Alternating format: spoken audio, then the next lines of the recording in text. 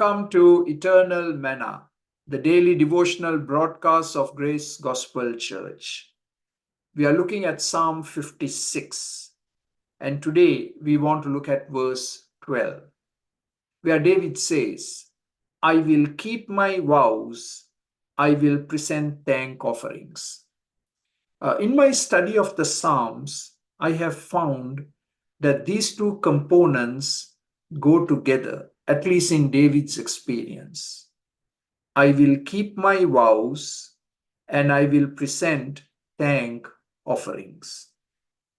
The first part, I will keep my vows. These are the promises that we make to God and perhaps to fellow human beings when we are going through a very difficult time in our life. And often when people go through great pain, hardship, difficulty, they make promises to God. And Jacob did it when he was going through a hard time.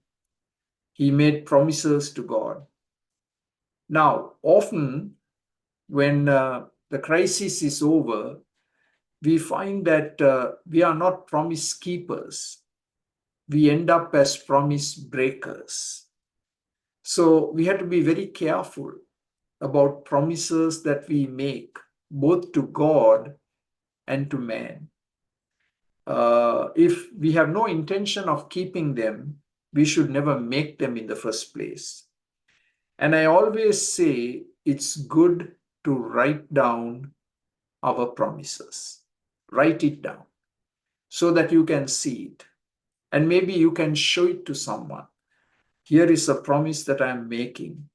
And someone is then going to hold you accountable to keeping those promises. Hannah, in great distress, barren, went to the temple, and there she cried. She poured out her heart to God. And then she made a promise that if God would give her a son, that son would be lent to the Lord, that son would become a servant of the Lord. Did Hannah keep her promise? Yes. Samuel was born. And Hannah, after weaning him, gave him over to the Lord. He was given to the temple to be mentored by the priest Eli. And we know that Samuel became a mighty prophet of God. Hannah, thank God, kept her word. She kept her promise. So, like David, who repeatedly said, I have kept my vows. May we be promise keepers. But then David also said, I will present thank offerings. So when God answers prayer, when God delivers, then David would go before God and present to God thank offerings. Now, in David's case, this would be literal sacrifices, animal sacrifices that he would make before God. But for us today, what it means is we always need to have the attitude of gratitude. Thank offerings. The Lord has done so much for me. The Lord has answered prayer. And how can I be ungrateful? I need to be vocal in my thank offerings, giving thanks to God vocally. I need to present my thank offerings in the congregation, in the church, so that others can hear my thank offerings.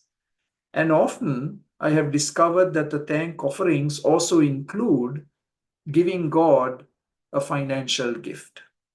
This is over and above our tithes and offerings. This is a thank offering. And I have had people who have actually come and given me thank offerings and said, please, Pastor, use this in God's work. God has done something amazing. And I want to be thankful to the Lord. So please use it in the Lord's work to help those who are struggling and suffering. So I want to encourage you to keep your promises and to have the attitude of gratitude. Be vocal in your thanks. Do it both privately and publicly. And if the Lord so leads you, you can even give a financial thank offering to the Lord. Amen.